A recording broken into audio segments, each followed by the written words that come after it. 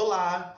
Bom, eu sou o Rodrigo, eu sou estudante e professor de Geografia, e esse aqui é um primeiro vídeo de uma série de vídeos que eu vou fazer, que vão ser tipo videoaulas curtinhas, que eu vou explicar algumas matérias que podem vir a cair no vestibular. Esses vídeos vão estar disponibilizados na minha conta pessoal, que é o Rodrigo_Solon, e também vão estar disponibilizados na conta do Grandes Atitudes, na conta do Instagram e na conta do YouTube deles. O Grandes Atitudes é a ONG que eu faço parte. A gente faz um trabalho dentro de uma escola municipal, mais num contexto pandêmico e de quarentena. A gente não pode fazer esse trabalho, então os coordenadores desse projeto tiveram a ideia de nós fazermos essas aulas pro Instagram. Espero que vocês gostem. Bom, o primeiro tema que eu quis abordar é a organização política e territorial do Brasil. Esse é um tema que ele cai consideravelmente no vestibular, mas a importância dele, a relevância dele não está só atrelada a isso, mas também porque é um tema que ele é muito importante para a nossa vida cotidiana como um todo. A política, ela permeia a nossa vida por inteiro. Então, a gente entender como esse sistema ele funciona é muito assim, necessário para quando a gente for lá e eleger os nossos representantes e a gente poder, eleger os melhores. Bom, quando a gente pega a Constituição de 1988, ela fala sobre a República Federativa Brasileira. E o que isso quer dizer? Isso quer dizer que a soberania nacional pertence ao povo brasileiro e que se estrutura numa forma de federação, que é uma forma de organização política que fala da união dos estados diante de um governo central e que esses estados têm uma certa autonomia. Bom, existem pelo mundo inteiro diversas federações e o que difere elas é o grau de autonomia que elas têm. Por exemplo, os Estados Unidos, assim como o Brasil, é uma república federativa também, mas lá os estados têm um grau de autonomia muito maior. Um exemplo disso é que alguns estados adotam a pena de morte e outros não, o que mostra essa diferença entre aqui e lá. Bom, e aí a segunda coisa que eu quero falar aqui é da divisão dos poderes que a gente tem aqui no Brasil. Essa divisão ela foi pensada lá atrás, na época do Iluminismo, para que o poder não estivesse concentrado na mão de uma única pessoa ou de um único grupo. Então você tem a divisão dos poderes entre o executivo, o legislativo e o judiciário. O primeiro que eu quero falar aqui é o poder executivo, que ele basicamente tem a função de gerenciar e administrar o país conforme a lei. No âmbito municipal, a gente tem os prefeitos, no âmbito estadual, a gente tem os governadores e no âmbito federal, a gente tem o presidente da República. Passando agora para o poder legislativo, ele tem a função primordial de legislar, de elaborar leis, mas ele também tem a função de fiscalizar o executivo.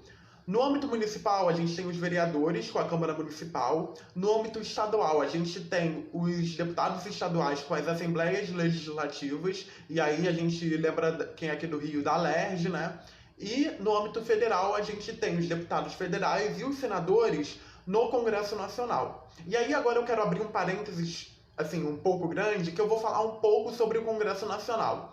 Como eu já disse, o Congresso Nacional, ele é o poder legislativo no âmbito federal e ele é um sistema, ele é organizado de uma forma bicameral. Você tem duas câmaras. A primeira é a Câmara dos Deputados, que tem os deputados federais, que são os representantes do povo brasileiro.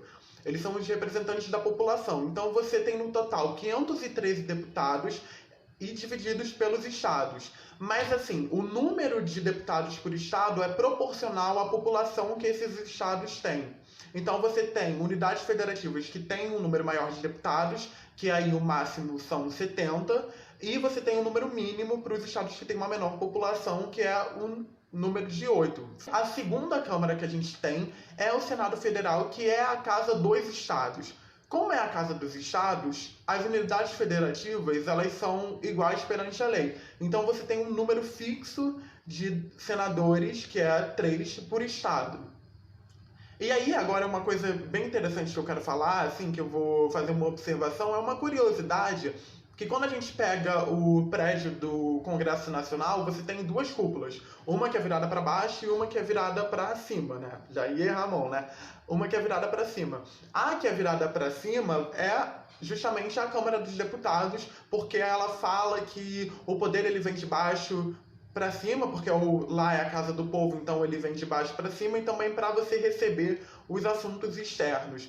O Senado Federal ele é uma cúpula que ela é virada para baixo, porque os assuntos lá são um pouco mais internos. É uma curiosidade bem interessante de se falar, Brasília tem algumas coisas bem curiosas.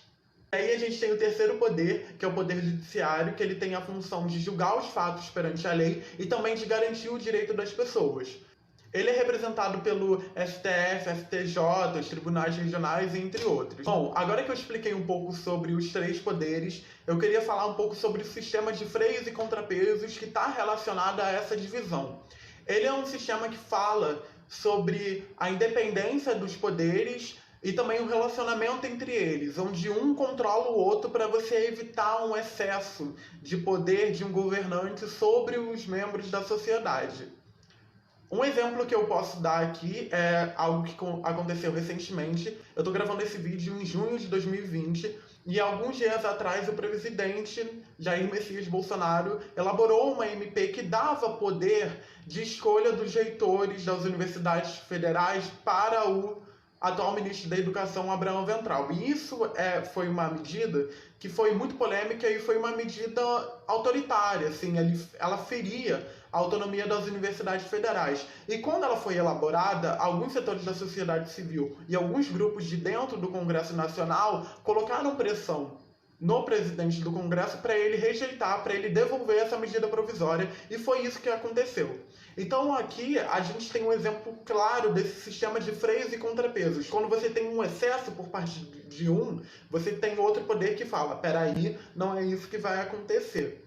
E também, agora eu quero entrar num ponto que talvez seja um pouco delicado, mas que nos últimos tempos a gente vê algumas manifestações que têm pedido algumas coisas um pouco estranhas, pedindo intervenção militar, pedindo a volta do AI-5 e pedindo o fechamento do Congresso e da prisão dos ministros do Supremo Tribunal Federal.